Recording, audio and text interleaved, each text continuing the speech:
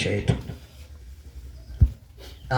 Nilishafundisha yawezekana, lakini nitafundisha kwa namna nyingine. Nataka nifundishe kuna kitu kinaitwa imani. Nataka nifundishe unamwamini Mungu aje? Unamwamini Mungu kwa namna ipi? Kwa sababu anakutendea. Unamwamini Mungu kwa namna gani? Kwa jinsi gani? Kwa ukubwa gani? Umekuwa sababu ya imani ya Mungu kwa namna ipi? Kwa sababu kwa nini unamwamini Mungu? Lakini je, ni kweli imani yako iko kwa Mungu ama iko kwa vitu? Na matukio yako yanakusogeza wapi ili kupata nafasi ya kujua nini kinaendelea kuhusu maisha ambayo unayaishi? Kanisa, ni wakati mgumu. Tuko kipindi cha mwisho kabisa ambacho kila mmoja anatakiwa ajue yeye ni nani na anatakiwa kwenda wapi. Sitakulazimisha kumcha Mungu kwa jinsi ambavyo anataka mimi umche. Lakini kanuni na sheria ya kumcha Mungu inasema nini kuhusu wewe kumcha Mungu?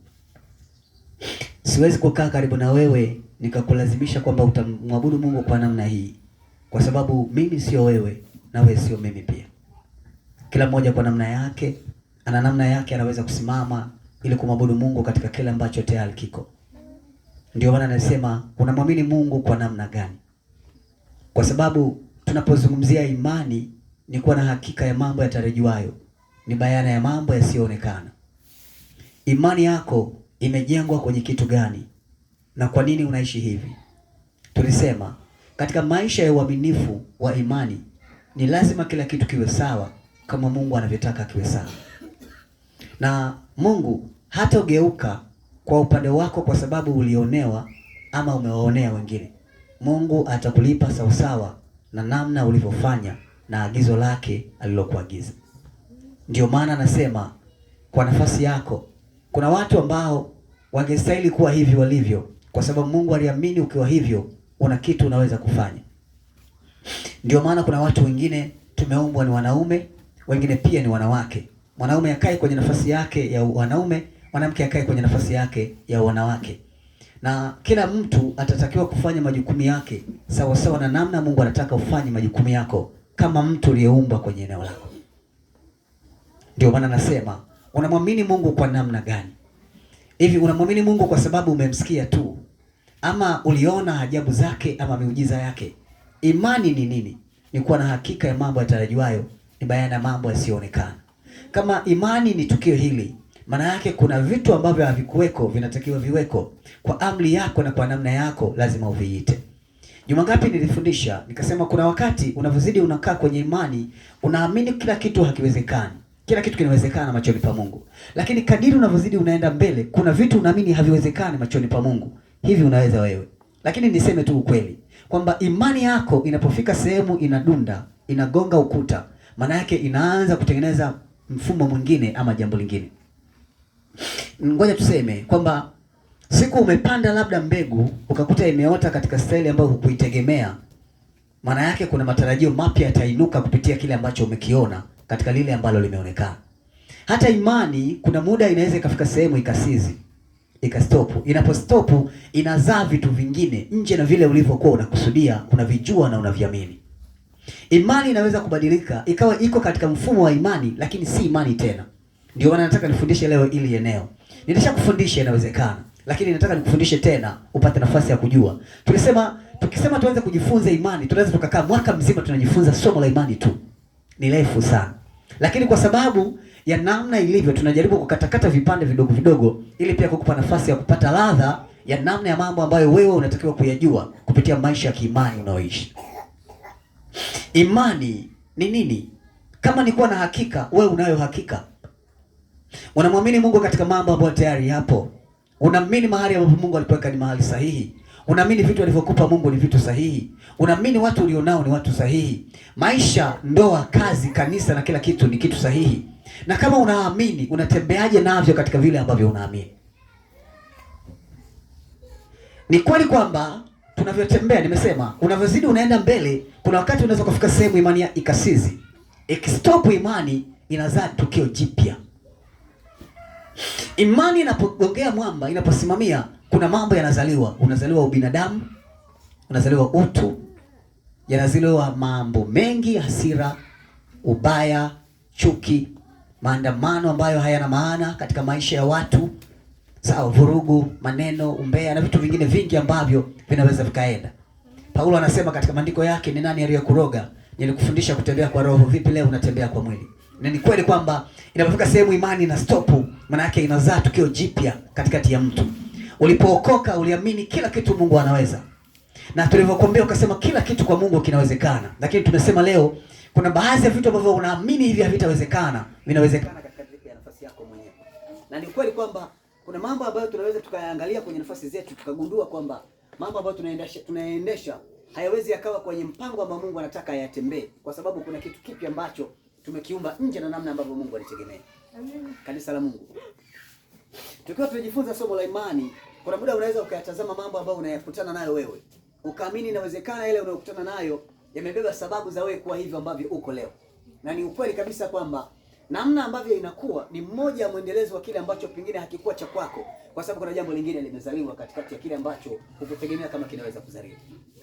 Unanielewa vizuri? Nifuatilie utanielewa vizuri. Kwa nini nataka nifundishe somo hili la imani? Amen. Ni kweli kwamba kuna vipengele vingi ambavyo wanadamu wanaweza wakatembea navyo. Na unajifunza kwa namna mbalimbali, kupata ubunifu, ujuzi, maarifa, lakini pia hata uchaji kwa namna ambavyo unaona unaweza ukawa na hatua fulani kwenye maisha ambayo unatembea nayo. Lakini nikutie moyo kwamba ukifika hatua ya kumwamini Mungu, muamini tu. Amen. Ukifika sehemu unataka kumwamini Mungu, muamini tu. Usimwamini Mungu vipengele.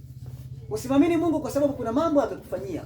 Usimwamini Mungu kwa sababu kuna vitu hajakufanyia pia. Muamini tu. Unapozidi unaenda, kuna namna unaamini unachoenda kukifanya ni kitu ambacho kitaondoa matatizo yako. Lakini kumbe unachoenda kukifanya kinaongeza matatizo yako kuliko kupunguza. Unajua, ngoja nikutolee mfano. Elia alipata muda wa kuhubiri Injili ya Mungu na kusema kweli ya Mungu zaidi ya miaka mingi sana, kile kipindi cha Ahabu. Lakini Ahabu alikuwa ameoa mwanamke mmoja anaitwa Yezebeli, ni mwanamke wa mataifa ambaye kwao kwa asili yao ni miungu. Na Mungu alikuwa akimwambia Elia kufanya matukio mengi makubwa, lakini kila tukio ambalo Elia lilifanya halikupunguza vita, liliongeza vita. Unapoishi kwenye mfumo unaamini unalolifanya litakupunguzia matatizo, lakini kadiri unapozidi unaenda mbele unaona matatizo yako yanakuwa mengi kuliko kupungua kwa matatizo yako. Ulimwamini Mungu ukiamini utapata nafuu sana ya kila kitu, lakini saa hizi hali yako imekuwa mbaya na ngumu kuliko hata ambavyo hukumwamini Mungu. Hivi tunaendana pamoja eh? Kuna namna unatembea kwenye mfumo mpaka unajuta kwamba kwa nini niliingia hapa? Ni bora nisingekuwa hapa. Imani ni nini? Na hili limebadili mtazamo, sura yako, umbo lako, maisha yako na kazi zako. Limebadili kila kitu ambacho kilijulikana kuwa tofauti. Umetembea nje na namna Mungu alitaka utembee kwa sababu ya yale ambayo umeamini hayatawezekana na yameshindikana. Kanisa la Mungu, kwamba unatembea kwenye mfumo ambao wewe unauona mwenyewe na kuna mambo ambayo unaamini kwamba unatakiwa kuyaona yakatokea au yatokee. Kama huyu mtu alihubiri akafunga mvua miaka 3, akajua akifungua tu hao watu watanyooka, ndio kwanza wanamkimbiza. Miaka 3.5 watu hawana mvua, unadhani kwamba watanyooka, unaenda unakutana nao wametengeneza vita, wanakukimbiza. Tunaelewa nini?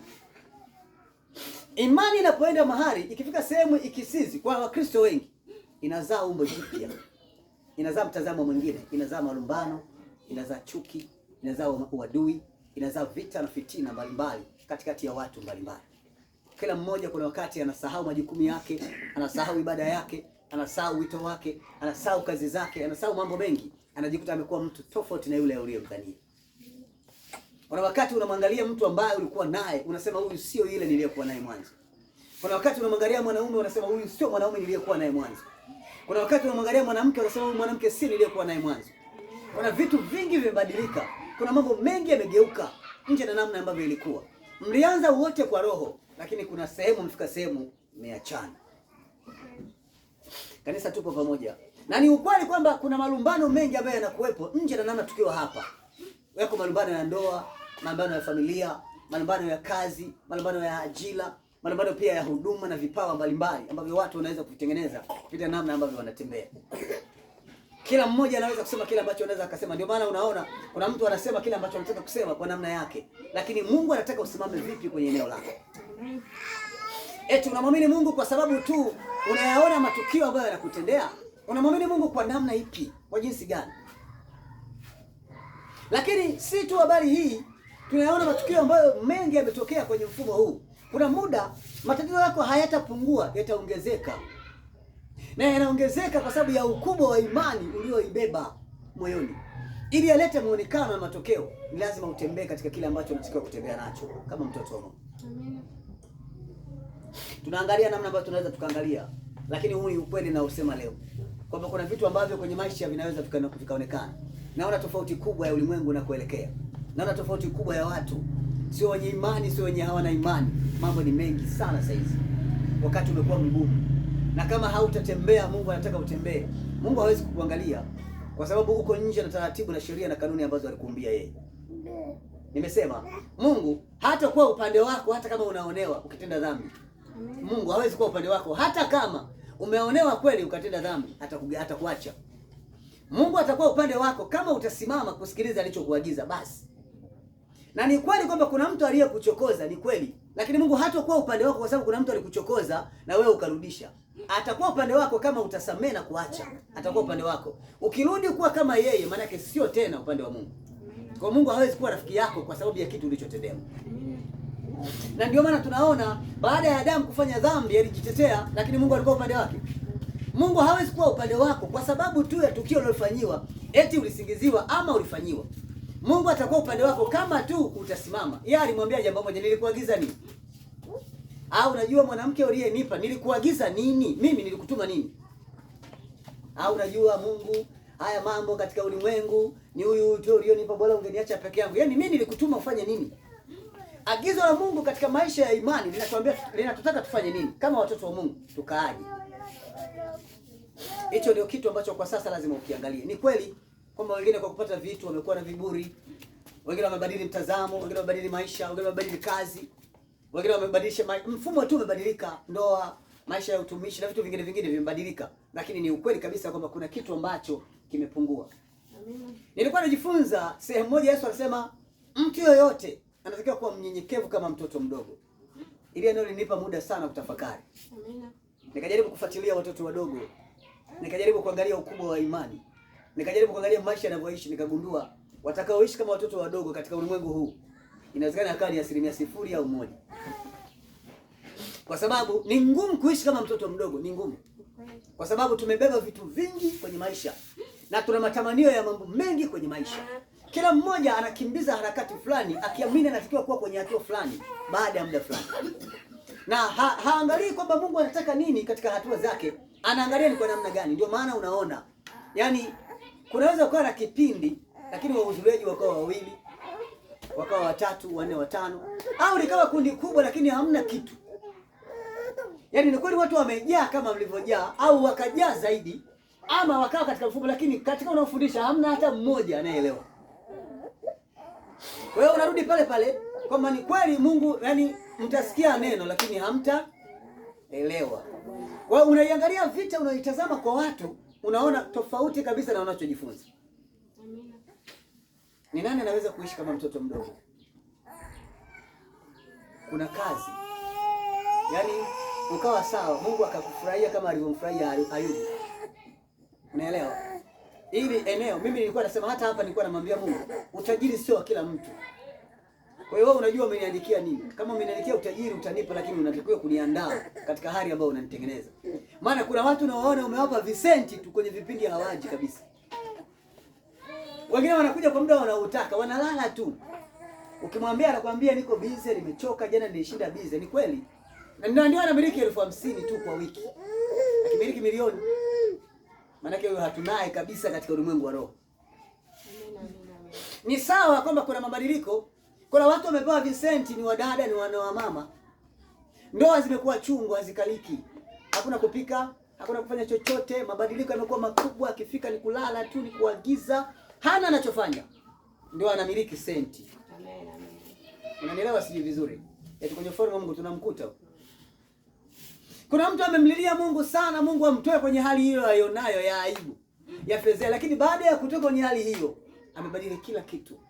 Anakuwa na kiburi, sawa, ana uzushi, ana namna anaishi, namna ambavyo anataka kuishi yeye kwa nafasi yake. Unadhani kama Mungu atakufanya kama unavyotaka, utakuwa hapo ulipo? Kuna mambo mengi ambayo yanabadilika. Imani ni nini? Unavyotembea kwenye mfumo wa imani unaona nini? Eti Mungu anakutaka ukae hivi unavyokaa ama anataka ubadilike? Kama ni mabadiliko gani ambayo umeyachukua kuanzia pale ambapo uliamini kwamba Mungu yupo mpaka hapa ulipo sasa? Amen. Kuna namna gani unatembea? Kwa sababu kuishi kwenye kusali hakukupi nafasi ya kubadilika kuwa mtu ambaye tayari Mungu amekuumba. Mwanaume lazima ayashike majukumu yake kama mwanaume kwenye eneo lake, na mwanamke ayashike majukumu yake kama mwanamke kwenye eneo lake. Amen. Pamoja na habari ya vitu vyote ambavyo Mungu ametuwekea, lazima kila kitu kikae kwenye kipengele chake. Ndio maana unabakije kukaa kwenye mfumo ambao Mungu anakutaka ukae. Abigaili aliolewa na mwanaume mjinga, lakini hakuwahi kumtukana wala kumfanyia vibaya. Alimpenda na kumheshimu na kumpa kila kitu kama mwanaume anavyostahili. Amen. Lakini hii haikupi shida kwenye mfumo wako, haikupi shida. Ndicho kilichomfanya Daudi ampende sana Abigaili. Kwa sababu ni mwanamke ambaye alionekana anaishi tofauti na wanawake wengine. Amen. Nafikiri hapa tunaelewana. Yaani imani sio kuamini faida tu, ni kuamini hata hasara. Imani sio kuamini matokeo chanya tu, ni kuamini hata matokeo hasi ambayo hayawezi kukupa kitu. Amen. Ndio maana kuna muda unajenga ukitegemea kukaa ndani, lakini kuna wakati nyumba inaanguka bila kutegemea.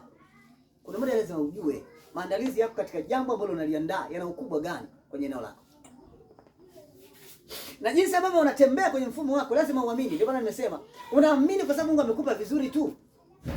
Unaamini kwa sababu unaona matokeo kwenye kila unachokifanya, ama unamwamini Mungu kwa sababu unatakiwa kumwamini tu? Unakwenda wapi? Unafanya nini? Na unatembea vipi? Kama mtoto wa Mungu unajua lipi kuhusu imani? Imani sio kiburi, sio jeuri. Imani sio maneno mabaya. Imani sio ukatili. Imani ni huruma. Mtu yeyote aliyo na imani ni mnyenyekevu. Anaweza kukaa hata katikati ya moto bila kulalamika.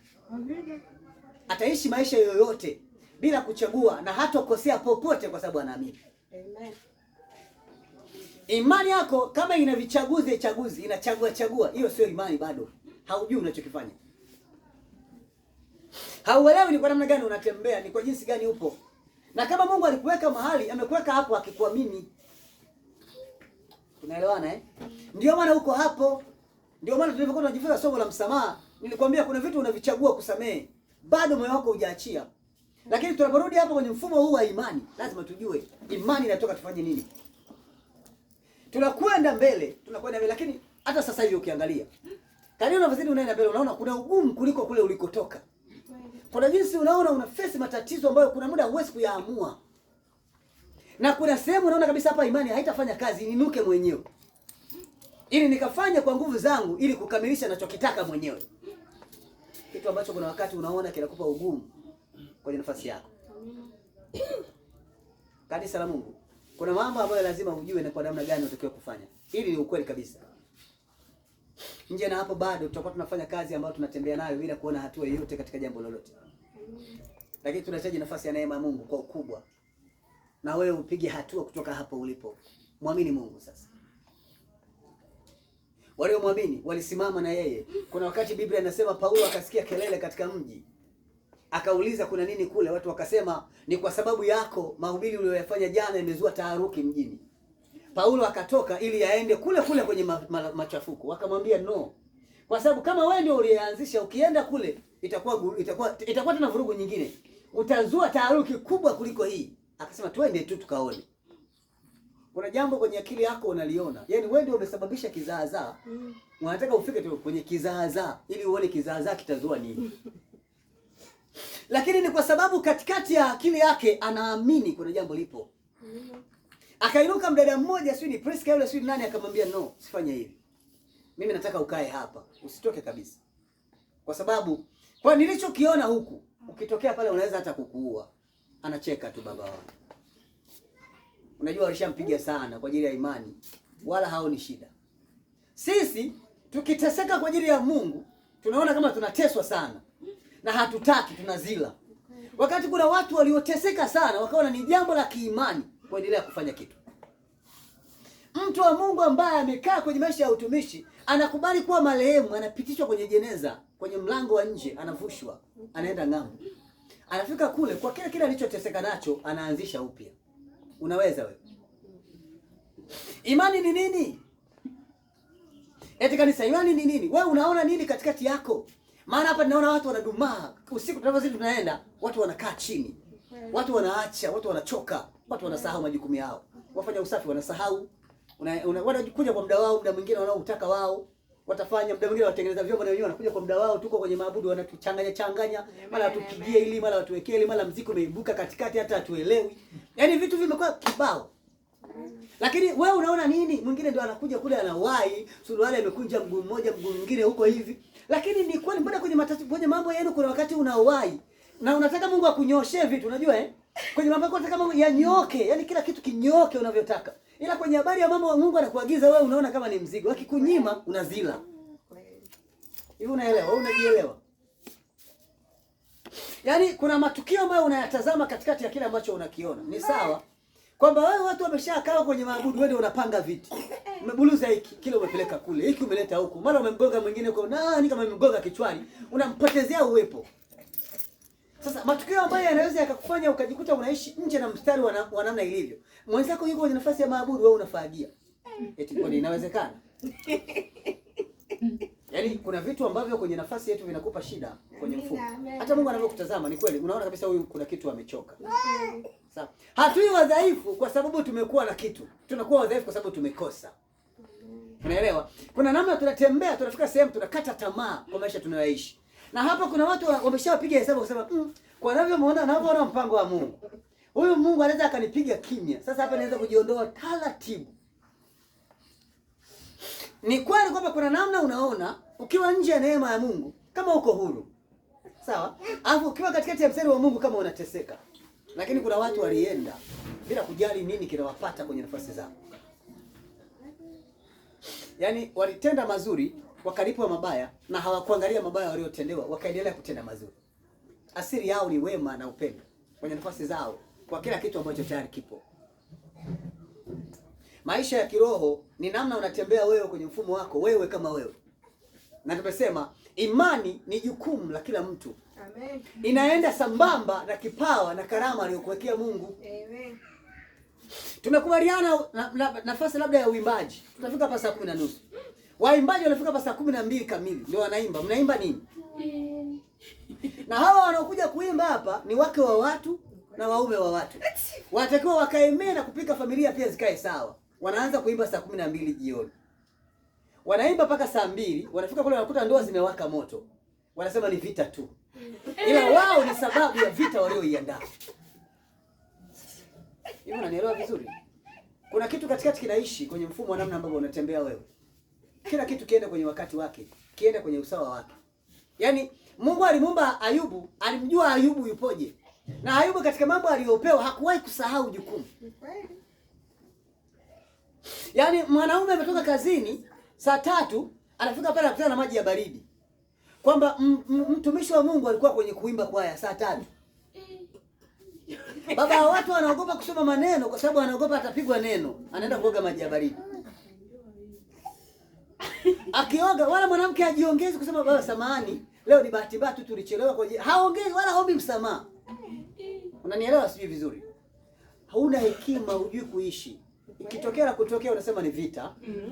Unanielewa Ni vita, itaisha tu. Shetani alikuwa ndani yake. Shetani ndani yake saa 4 hajala. Tukipiga hesabu tukiangalia tunaona kama vitu ambavyo haviko sawa. Huu ni ukweli, niseme tu ukweli. Kila jambo lipangwe kwenye muda wake. Likae kwenye nafasi yake ile. Sasa ukiwatazama watu unajua kabisa wamechoka. Hapa wanajipuruza tu kwamba aliwalo na liwe. Mungu usitusikie vibaya, tuko pamoja na wewe, lakini hamna ushirikiano katika lile ambalo tayari lipo. Ndio maana nimezungumza imani ni nini? Imani ni mema tu. Imani ni magumu pia, lakini magumu katika hali gani? Magumu katika hali njema. Yaani usilete magumu eti kwa sababu umeyasababisha yakawa magumu. Wewe umetengeneza. Haya umetengeneza wewe. Mungu hawezi kwa upande wako. Kuna namna Mungu anataka wewe upande wako, lakini unakuaje na Mungu kwenye kila kitu? Msiwe na sababu ya kulaumiwa katika jambo lolote ambalo linawapaseni nyie katika haki yenu, bali watu wakaione haki yenu kupitia usawa wa kile ambacho tayari kipo kwa sababu zenu. Kanisa, tuko pamoja? Eti imani ni nini? Kuna mtu ana imani hapa katikati yetu? Tuhamishe milima sasa hivi. Kuna mtu anayo? Eti imani ni kuwa na mazuri? Imani ni ndoa njema tu? Imani ni furaha tu? Imani ni hayo ulionayo tu? Ama imani ni hii mchafuko ulionao sasa hizi, kwamba la hali nilio ni mbaya, sijui Mungu ataniona lini, sijui atanitoa lini, sijui atanisaidia lini. Kuna wakati umekata tamaa. Imani yako imebadilika, imetengeneza umbo lingine, imezaa mbegu mpya, wala sio ile tuliyoipanda, nyingine tofauti kabisa na hiyo. Na wewe unaona kabisa kwani mimi kabisa naona kuna mbegu mpya inakuwa. Sawa? Ni kweli kwamba tunafika sehemu tunakaniana. Akiniambia hivi nitamjibu hivi, akinijibu hivi nitamjibu hivi. Sawa? Kuna mtu ana hekima zake, anaamua kunyamaza kimya. Unaelewa? Hataki malumbano, mavurugu, mashindano, hataki, anaamua kunyamaza kimya. Unapojitazama unaona kabisa kuna kitu unaandaa. Unaona kabisa? Na kuna wakati unaona kabisa unaandaa kabisa gunia la bomu. Siku likilipuka linalipua ni majirani, sio wewe tu. Unaelewa? Kila siku unapokea kabomu kamoja baada ya kingine, karibu lijae. Yaani utakuja kushangaa linalipuka sehemu kubwa ambayo huwezi kutegemea. Ndio mambo yanaonekana. Mara mtumishi wa Mungu amefumaniwa. Mara mtumishi wa Mungu sio ana nini. Mara mtumishi wa Mungu amekutwa na kitu gani. Lakini kuna vitu ambavyo tunasema kwenye nafasi vinaenda tofauti na namna ambavyo unadhania. Ni usawa kwamba umeamua lipi na unaamua nini. Unatembeaje katika maisha yako? Unamwangalia Mungu katika ukubwa gani? Unaishi maisha ya kiroho kwa ukubwa gani? Sababu za wewe kuishi ni kwa nini unaishi? Maana Mungu ana sababu na wewe ya kuishi. Eneo ambalo Mungu alikuweka ni eneo sahihi kabisa. Una sababu ya kulaumu, una sababu ya kuishi. Tukiwa watoto wa Mungu, yaani maisha ya Ukristo ni upendo na amani. Hakuna kitu kingine tofauti na hicho. Kama kwenye familia yenu hapana upendo na amani, hiyo familia imekufa tayari. Haina kitu ndani. Sio marumbano, sio namna iko, yaani sio zile vurugu. Kuna wakati atasema mwanamke mwenye hekima atajenga nyumba yake, mwanaume pia mwenye hekima atalea nyumba yake. Kila mmoja kwa nafasi yake akae kwenye eneo lake. Imani inakushauri, inakupa nguvu ya kufanya vitu vingine vizuri hata kama unapita mahali pagumu. Ndio maana kila ambaye alijaribu kumtafuta Mungu sawa, wewe kusema vizuri, akupata mazuri, alipata mabaya. Na Biblia imesema mahali hapa ni mahali pa shetani, na shetani yuko tayari kuvuruga. Na anachafua kila anayemuona. Jamaa hakuachi salama, lazima akufuatilie. Lakini unajielewa kwamba wewe unayefuatiliwa hapa sio pako, ni njia tu. Una amani na yanayokupata? Unayo? Una amani na vinavyokutokea? Ama umechafukwa tayari? Roho haipo sawa, maisha yamebadilika, kila kitu unaona kiko tofauti na namna ilivyo. Leo umesimama hapa, kesho umesimama pale, kesho uko pale, kesho uko pale. Hauna mwelekeo, hauna msimamo, hujulikani wewe ni nani, unaishije, maisha yako yakoje, kila kitu kimevurugika. Lakini kama watoto wa Mungu lazima tujue tuna wajibu wa kufanya kitu kwenye nafasi zetu. Amen. Hivyo unanielewa vizuri eh? Ili uone mambo yanatokea, lazima ukae pale panapotakiwa kutokea. Yaani huwezi kuvuna kama hujapanda, huwezi. Unaanzia wapi? Unaenda kuvuna shamba la nani? Utakuwa mwizi. Huwezi kuuza kama hujanunua pia. Ni kitu kigumu. Yaani kuna namna lazima gharama yako imetumika kwenye jambo ambalo unalifanya wewe kwa vile ilivyo. Kwa hiyo sababu ni namna tunatakiwa tutengeneze kama watoto wa Mungu. Tujue tu ni kwa namna gani tukae. Unanielewa vizuri eh? Ukae kwenye nafasi yako. Kwani ukionewa unafariki? Watu wakikusingizia, wakakupiga, wakakuzidia, unafariki ukikaa kimya? Nyamaza tu. Kwani maisha ni hayo tu unayoyajua? Wewe ni mtu wa Mungu. Ukimlipiza mtu utasikia anasema, lakini wewe ni mtu wa Mungu. Sema kwa hiyo kama ni mtu wa Mungu ndio. Biblia imesema tuwe na kiasi, nitolee vurugu. Maneno yale unawajibu wengine, ukijibiwa wewe unakasirika kwa sababu wewe ni mtu mkubwa. Wewe sio mtoto. Unanielewa? Tena unyenyekevu sio fungu lako. Ila kiburi na jeuri ndio fungu lako. Unanielewa vizuri? Ni sawa. Mimi unamkuta mwanaume amekasirika, amerudi nyumbani saa 4 hiyo, haupo. Kakasirika, anafika pale amekaa tu kimya. Na nini? Roho mbaya ikamwingia. Unaanza kumwimbia wimbo. Si umetoka kwenye kuimba? Kuna mashairi mama wa watu. Safi amenyooka. Baba watu na yeye anatoka pale anaweka bongo flava zake pale anaanza kudunda. Kama wanawake ndio. Bora ungeoa hata mawe. Naona kasika baba fulani usinikwaze. Naomba uzibe mziki. Tuendelee. Tuendelee na mambo mengine. Yaani kuna vitu kwenye maisha vipo tu. Kwani hatufanyiani haya? Kweli. Tunafanyiana sana kwa sababu kuna kitu ambacho tayari kipo. Kama ungekuwa mwanamke mwenye busara, ungemwomba msamaha kwanza. Nisamehe, ni kweli ni bahati mbaya. Leo imetokea dharura. Tumekutana na jambo hili na jambo hili na jambo hili. Tuishi kwa amani, tutengeneze amani, tuendelee mbele. Lakini kuna wakati unaangalia wewe ndio unamlisha. Kwa sababu kuna wanaume wengine kweli vipato vyao ni vidogo. Sawa? Aliolewa na yani alikuoa wewe kwa sababu tu alikuoa, lakini kuna wakati hawezi kumudu kila kitu kwenye mfumo wake. Kwa hiyo sasa una kiburi, si unatafuta na hela. Kama ndio imefikia hapa tuachane tu. Sawa? Tuachane. Yaani basi. Ila ukiangalia ni kweli umefanya kosa kwenye mfumo wa kawaida. Ambalo lingekufaa wewe kutengeneza.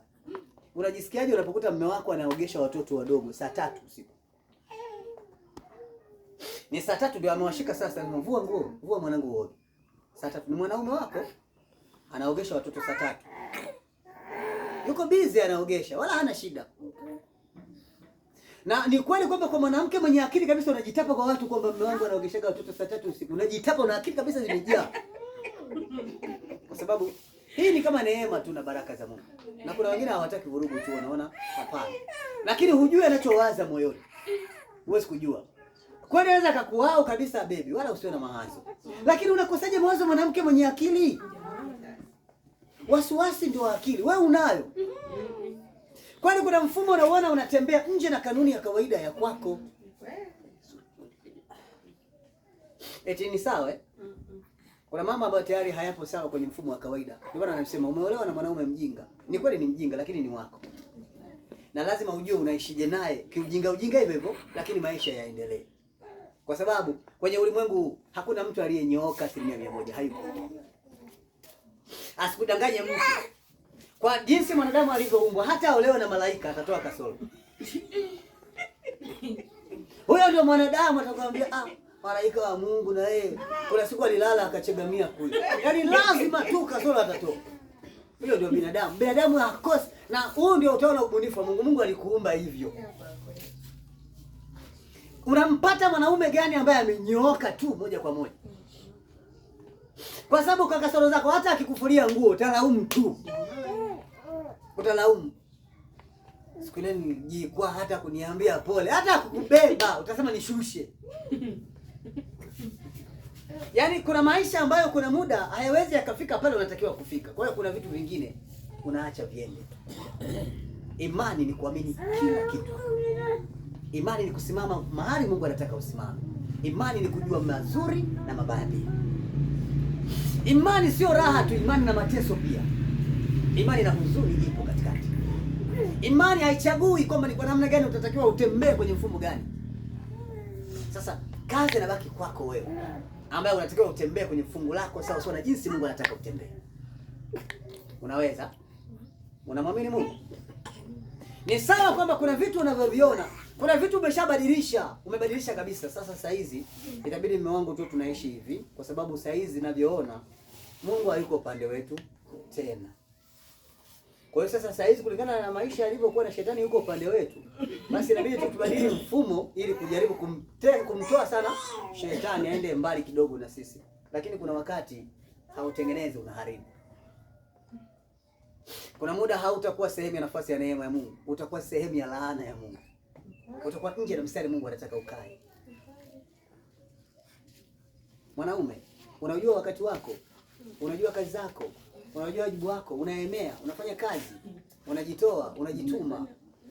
Unatumika sawa sawa na jinsi Mungu anataka utumike. Umekuwa sehemu ya nafasi ya familia, unawapenda, unawajali, unawaombea. Kama baba umekaa kwenye majukumu yako, ama wewe muda wote tu umechoka?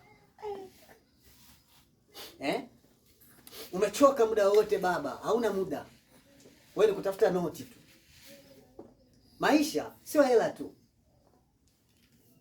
Yaani hili elewa. Na ni ukweli kwamba pesa haiwezi kufanya kila kitu. Huo ni ukweli kabisa. Ndio maana unaona wako watu wana pesa ila wanaruka fence kutafuta amani. Unaelewa eh? Yaani ni kweli hawakosi kitu. Hivyo vyakula ambavyo unavitamani, nyama wao wanamwaga, ikilala hawali. Utakula, yani inakuja mpya kila siku. Kuna kitu wanaruka, wanatoka mle ndani mwenye kila kitu, wanaenda nje na hela wanazo. Kuna muda mtu anafika tu anakuhonga tu, yani hana ulichonacho, inabidi akuhonge hela ili apate kile ambacho anaamini kiko kwako. Sasa sio kila kitu. Una muda na familia. Unajali, unaenda kwenye mwendo ambao tayari upo. Sawa, una imani, sawa unasali. Sawa. Unajua shetani alivyomuingia mke wangu. Alimuingia mke wangu. Siku nimemkuta amepanda kwenye makenji. Yaani basi kuna vitu vingine ni busara, ni hekima. Na ndio maana unaona yako mambo mengi ambayo wale ambao wanajiona wana imani hawawezi kuyafanya. Waombaji wanakesha kufanya huduma zile zile kila siku na hakuna kipya. Kwa nini nyinyi mnaombea nini? Si yale mapepo. Majina mengine hayatoki. Mengine akitoka yanarudi kwa muda. Kwa sababu waombeaji na waombewaji wote wanafanana. Hakuna tofauti. Kuna muda mwenye kuombea kweli anakaa imani, mwenye kuombea hana. Inatokea kweli? Kuna muujiza uwezi ukaja, unategemea na nafasi zote mbili. Muombaji sio mnyenyekevu, ana kiburi. Kiburi, tena kiburi cha uzima. Kimekaa mpaka kimekuwa kama kofia. Sasa, unaenda wapi? Eti imani yako inafanya kazi? Eti imani ni kiburi? Imani ni jeuri? Imani ni kuwajibu wengine vibaya? Imani ni upendo. Imani ni upendo kanisa. Paulo anasema katika kuchinjwa kwake na kufa, lakini uwasamehe waliofanya haya. Petro pia anasema nimepigana vita. Nimesumbuka kwa ajili yako Kristo, nimehangaika kwa ajili yako. Sisi tukihangaika tunaacha. Imani inakufa, kila kitu kinaharibika. Mambo yanavurugika kabisa. Hatukuwa kama tulivyokuwa pale mwanzo. Vitu vingi vimebadilika. Kila mmoja ana sababu zake. Kila mmoja ana sababu zake. Kuna sehemu unatembea unaanza kumwogopa mtu. Unatembea unamwogopa tu. Unasita hata akikuuliza kitu unasita kumjibu. Sijui atanijibu vibaya, sijui pia ataonekana nimemkwaza. Yaani kuna mambo unaona hayapo sawa. Inabidi unyamaze kimya. Lakini kibusara lazima tujue tunakwenda wapi. Nitafakari sana unyenyekevu. Nimefikiri sana wiki hii. Mungu ananiambia alikuwepo mtu mmoja katika nchi ya Sodoma. Jina lake alikuwa anaitwa Ruth. Alikaa kwenye ile nchi na watu wabaya wengi. Hata mke wake alikuwa ni mtu mbaya kuliko maelezo. Alipenda vikao, umbea na fitina. Lakini yule baba hakuwahi kuwa upande wa kibaya hata siku moja. Amen. Alijifunza kuwa na roho njema na alifanya vita ya mapambano usiku na mchana kuhakikisha anakuwa mtu mwema. Gharama ya nafasi yako iko wapi? Imani uliyookolewa nayo mwanzo iko wapi? Ni kweli kwamba ulikuwa unajua pana hayo. Lakini unajisikiaje unaingia ibadani, unamkuta baba yako wa ibada alishafika kwenye ibada, wewe haupo? Haya, tuchukulie mfano wa kawaida. Unaingia ofisini, unakuta bosi alishafika anafanya na kazi zako. Alafu ulivyo na kiburi useme hata sole, unafika unakaa. Unamwambia bosi ni wajibu wake. Akikunyima mshahara kwani utalalamika? Eti unasikiaje labda kwenye nafasi yako? Yaani kuna mtu hapa kesho, si unajua kesho Jumatatu, saa 11 yumo ndani. Ila leo kafika hapa saa 2. Karibu tumalize kipindi.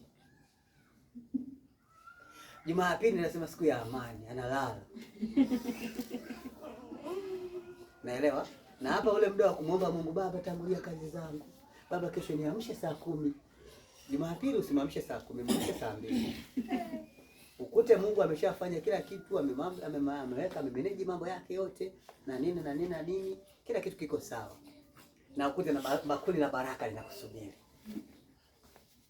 na zaka yake ulikula, ukamwambia tu Mungu sorry, sikutegemea, lakini ilitokea tu bahati mbaya, dharura. Unajua kuna mambo mengine yanaingiliana.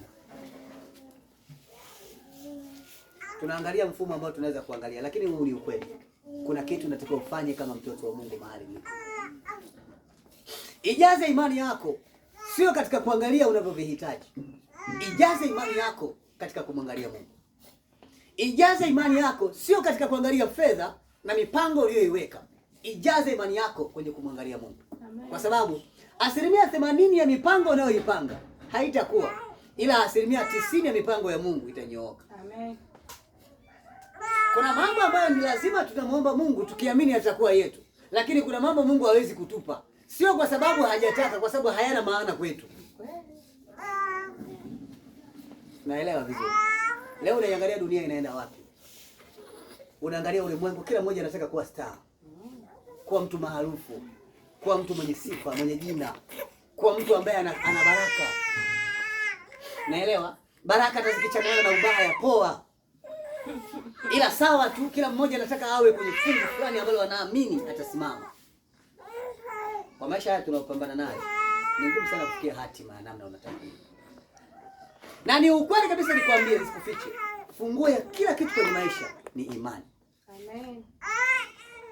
Ila sasa unayo? Hii imani tunayozungumzia hapa unayo? Kwa sababu imani sio tabia mbaya. Imani ni unyenyekevu. Amen. Ni upendo. Haya, unayo? Maamuzi ya namna unavyotembea ni tofauti. Mungu anataka utembee. Tumesema hapa mwanzo, eti baada ya Habili kuuawa na Kaini, Mungu alimwambia nini Kaini? Alimwambia nakupa adhabu kali kwa sababu ya damu ya ndugu yako ulioimwaga. Lakini kabla hapo Mungu alimuonya, akamwambia usifanye hivyo. Mnaishi katika patano la amani na haki. Kama unakaa kwenye ndoa yako tu kuna shida, maana yake hata ibada zako zote zina shida. Sawa?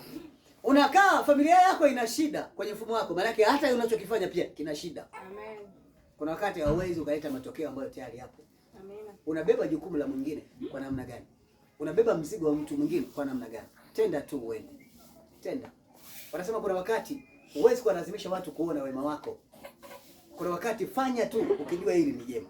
Amen. Na usitake kuwaambia, "Mmeona nilichowafanyia?" Nyamaza. Amen. Ukianza kutoa mifano ya wema uliowatendea wengine, ule wema wako umekufa tayari. Acha watu wasiuone wema wako kwa wakati huo, watauona baadaye. Wakati ambao wewe hautakuwepo ndio watajua wewe ni wa nani, una namna gani. Kuna wakati thamani ya maisha yako haitaletwa na namna ulivyo. Na tabia ya wanadamu iko hivi, lazima akumbuke kila kitu ulichofanya. Kwa hiyo hapa kuna muda atakuwa anajua busara ya maisha ambayo umeyaishi wewe ndio maamuzi ya nafasi yake. Kanisa la Mungu, kila jambo lipo kwenye mfumo.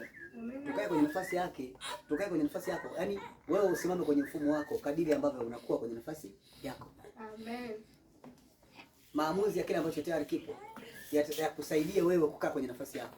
Nilisikia kuna watu wanapanda kahubiri, jamani uchelewaji ni dhambi. Yeye anachelewa kila siku. Aliwahi kwenye kipindi chake tu. Unaelewa? Kwenye kipindi chake wa kwanza. Vipindi vingine vyote anachelewa.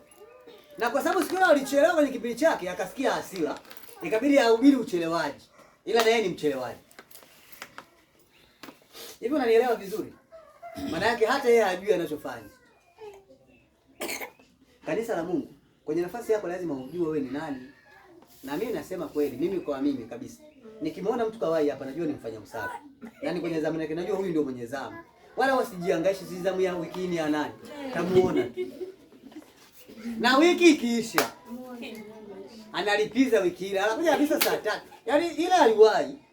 Hii utaona. Sio kama ni mwendo wa nafasi alivyokuwa pale mwanzo. Ukimuuliza nakwambia majukumu. Nani hapo unaona hana majukumu hapa?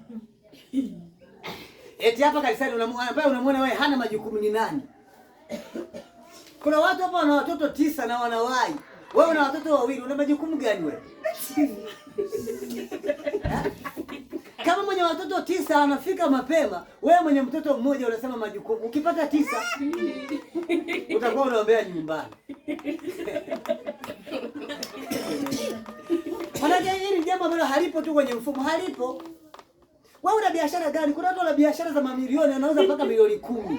Na wa kwanza kwenye ibada, wewe unauza 20,000 unalala mpaka saa 4. Eti wewe ni mkubwa. Yaani kuna matukio ambayo hayapo tu, hayapo. Mimi hawezi kuniambia majukumu, mimi majukumu sielewi. Hata mimi kwenye nafasi yangu tu sielewi. Najua tu ni kiburi. Kwamba hiki ni kiburi cha wapendwa. Wamempata Mungu, wanamwekea jeuri. Kesi imeisha. Ni kweli kwamba hata kile kipindi Yesu alikuwa anahubiri injili kwa Wayahudi. Unaona kabisa wanavyomkadiria. Kama yani au situ mfue. Kuna mambo anayoingiza nje na utaratibu wa namna ambavyo tulikuwa tunafikiria. Kuna vitu unaona haviko tu sawa. Kwambia mimi maisha yashanipiga, unanihubiria nini? Na ni ukweli kabisa, unaona kuna shida katikati ya waumini wa leo. Shida ipo. Na ile kanisa ndio lilikuwa kile kipindi cha zamani cha Yesu wakati anakuja, ndio lilikuta. Alipoingia tu advertise wakachukua mawe. Toka, tuache hivyo tukuta. Hawataki mabadiliko. Hawataki. Sasa kama kila siku unamhubiria mtu jambo lile lile aache, eti huyu anataka mabadiliko. Huyu sana kukadiria. Siku ya mwisho akwambia jiokoe. Uliokoa wengi. Ni ukweli kwamba kuna jambo ambalo halipo sawa kwenye nafasi zetu, lakini imani ni kila kitu jamani. Amen, amen. Imani ni kutembea kwenye njia, kwenye mwendo Mungu anataka utembee. Hiyo ndio imani. Imani ni msamaha, ni upendo, ni amani. Huwezi kusimama sehemu nje na namna Mungu anataka usimame, hata kama unayo haki. Amina. Ukiharibu ile haki yako imeharibika tayari. Amina. Kwa hiyo unahitaji kupata usawa wa nguvu ya kile ambacho unakifanya. Lakini ujue pia kumtumikia Mungu sio rahisi. Ni lazima ujikane. Biblia inasema tujikane kwanza, tujikane. Tunaanza kujikane. Na nimesema nani hapa ni mnyenyekevu? Anze. Wanyenyekevu mnanuniana hivyo. Ni wanyenyekevu nyinyi kweli. Huyu kamnunia yule, ndio kamnunia yule. Hapa kuna watu wanasema tumekaa kwenye benchi lakini damu haziendani. Niko pale nimekuta kitu kingine hamna. Na hauwezi kumwangalia hata kusema mpe mkono jirani yako. Kuna kamchezo hapo, kuna mtu akipandaga basi mpe jirani yako mkono, asema ni siku hiyo. Amepanda yule, ngoja nikakae mwisho, mechi ya mwisho. Au ukianza kusikia tu mpe jirani yako mkono, unaenda nje uwani. Ile ukuta jirani yako amekipa kiti mkono, ametulia. Maisha hayako hivyo. Amen, amen, amen. Na imani haiko hivyo. Imani ni upendo. Imani sio mema tu. Imani ni mabaya pia. Amen. Ni kustahimili changamoto ambazo unakutana nazo kwenye kila hali. Kubaki kumwamini Mungu. Kutoa aina ya matatizo ambayo unayajua. Ni kweli yapo. Tunakaa chini tunazungumza, tunaongea kama kanisa la Mungu, kama watoto wa Mungu. Kuna dharura zilikupata mwanaume, kaa chini ongea na mke wako. Mke wangu, samahani, leo katika hali hii nimekutana na jambo hili na jambo hili. Kwa hiyo ukiona jambo hili liko hivi, ni kwa sababu ya hiki. Samahani, naomba unisamehe. Kwani wewe mwanaume ukiomba msamaha unakufa? Maana kuna wanaume msamaha kwao hakuna tu, hawana roho ya msamaha, hawana. Hata akikosea sema sasa leo nimekosea. Kwa hiyo atajua mwenyewe kama anasamehe poa, kama anasamehe fresh. Lakini hayo ndio maisha. Na mbinguni nataka uende.